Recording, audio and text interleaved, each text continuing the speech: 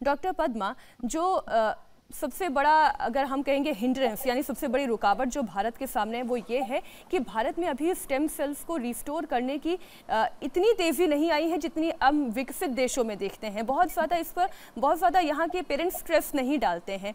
ऐसे में अगर ये एक कारगर इलाज होता भी है तो भी भारत के सामने चुनौती हो सकती है।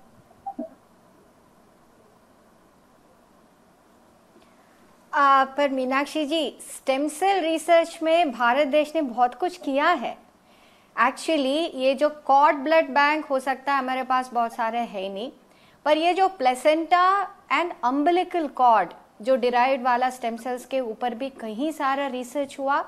और हमारे जो इंस्टीट्यूट में, एम्स में और कई बार जो इंस्टीट्यूट्स हुए हैं भारत देश में, दूसरी डिसीजेस जैसे ब्रेन अटैक या स्ट्रोक या इसके बारे में आपने सुना होगा, लकवा के बीमारी में, उनमें जो अपना जो बॉडी में जो बोन मैरो होते हैं, ऑटोलोगस बोन मैरो कहते हैं, उसके जरिए से जो स्टेम सेल्स को निकाल के उसके रिसर्च बहुत कुछ हुआ है और बहुत पब्लिकेशंस है।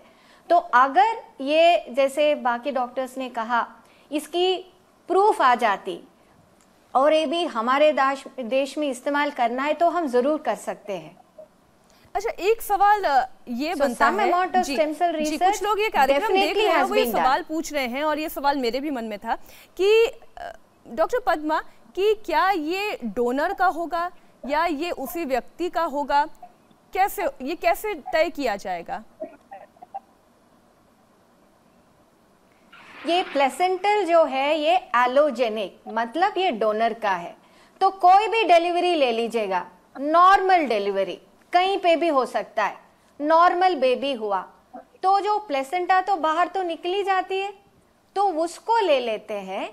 और ये जो हाइपोथेसिस है, ये धारणा ये है कि अगर मदर, माँ जो है, बच्चा इज कि दो जेनेटिक पूल तो अलग हो गया ना जी। हस्बैंड की जीन्स अलग है, उनका जीन्स अलग है और बच्चा में दोनों जीन्स है।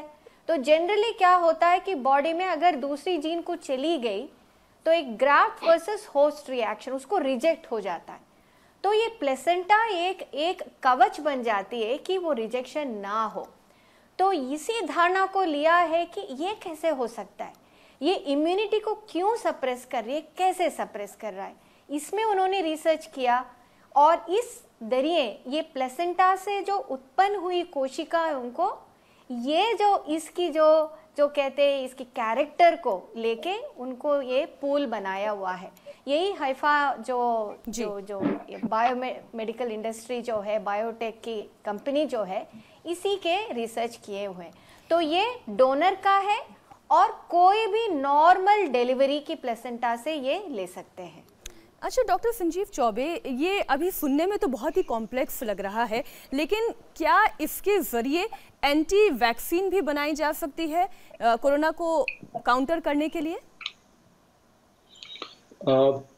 इन्होंने क्लेम तो किया है कि ये वैक्सीन पे काम कर रहे हैं और विद इन 3 मंथ्स जो इनका जो फॉर्मूला है उसी को लेकर ये विद इन 3 मंथ्स में लॉन्च करने वाले हैं। बट लगता नहीं है, क्योंकि एक वैक्सीन को लॉन्च करने के लिए कम से कम मल्टीपल ट्रायल्स होने चाहिए और जब सारे ट्रायल्स कम्प्लीटली अप्रूव्ड हो जाते हैं, क्योंकि किसी वैक्सीन को सिर्फ पेटेंट कराने में ही 4 महीना लगता है और उसके बाद फिर उस पर काम होता है, तो कम से कम मुझे नहीं लगता है कि 3 मंथ्स में आएगा प्रॉब्ली। दूसरी बात, बाकी डॉक्टर्स ने भी एक्सप्लेन किया कि ये बेसिकली प्लासेंटल एक्सपेंडेड सेल्स हैं जो प्लासेंटा डिराइव्ड सेल से थेरेपी कह सकते हैं, जो हमारे नॉर्मल बोन मैरो में भी पाया जाता है। अगर आप बोन मैरो से भी जो है ब्लड निकाल लेते हैं उस आदमी का और उस ब्लड को फिर जो है हम लोग इलेक्ट्रोफोरेसिस करके उसमें से स्टेम सेल को वॉश आउट करके स्टेम सेल निकाल लेते हैं, तो अलग अलग चीज़ों में ट्रीट किया जाता है। बट किसी भी डिजीज में अभी तक कोई सक्सेस नहीं मिला है एक्सेप्ट ब्लड डिस्क्रियासिस में। ब्लड से रिलेटेड प्रॉब्लम में इसमें सक्सेसफुल है, but other than that diabetes और उसके अलावा आपका हाइपरटेंशन या फिर जैसे स्ट्रोक में भी हो सकता है, लेकिन मेरे पास उतनी जानकारी नहीं है। लेकिन वो स्ट्रोक वगैरह जो चीज़ क्या बोलते हैं क्रॉनिक डिजीज है जो उसको लोग क्लेम कर रहे थे, इससे काफी काम चल रहा था, इससे 5 साल पहले 4 साल पहले जी। हर कंट्री स्टेम सेल पे काम कर रही थी। बट सक्सेसफुल जो रेट है वो सिर्फ ब्लड डिस्करियासिस पे ही था। बट अब ऐसा ये बोल रहे हैं कि 4 पेशेंट या 5 पेशेंट पे ठीक हुआ है, तो अभी तो बहुत लंबी पॉपुलेशन है जो इससे अफेक्टेड है। और ये किस लेवल तक काम करेगा, कितने सीवियर पेशेंट पे एक्ट करेगा, अभी ये देखना बाकी है। जी डॉक्टर कौल, हम वैक्सीन की जब बात करते हैं तो सबसे बड़ी चुनौती जो डॉक्टर्स के सामने आ रही है, रिसर्चर्स के सामने आ रही है कि ये वायरस लगातार म्यूटेट कर रहा है, ये डेवलप कर रहा है और इसकी प्रॉपर्टीज़ ऐसी हैं, कई डॉक्टर्स का ये मानना है, जो बहुत आसानी से समझ में भी नहीं आती है। कई पेशेंट्स जो हैं वो एसिम्प्टोमेटिक है, जिनके अंदर लक्षण नहीं है। तो ऐसे में वैक्सीन बनाने वालों के सामने सबसे बड़ी चुनौती क्या है? सबसे बड़ी चुनौती जैसे आपने बोला कि वायरस म्यूटेट काफी होता है, तो उसमें एक चीज है कि जो कंट्रोल्ड सीक्वेंस होती है, जो जैसे एक ऑक्सफोर्ड का ग्रुप है, उन्होंने एक दूसरा वायरस है एडिनो वायरस करते हुए, चिंपैंजी का वायरस है, उसमें उन्होंने इस कोविड का एक प्रोटीन डाल दिया है, उससे वो इंसान के ऊपर वो हानिकारक नहीं है, उस पर वो काम कर रहे हैं। एक्चुअली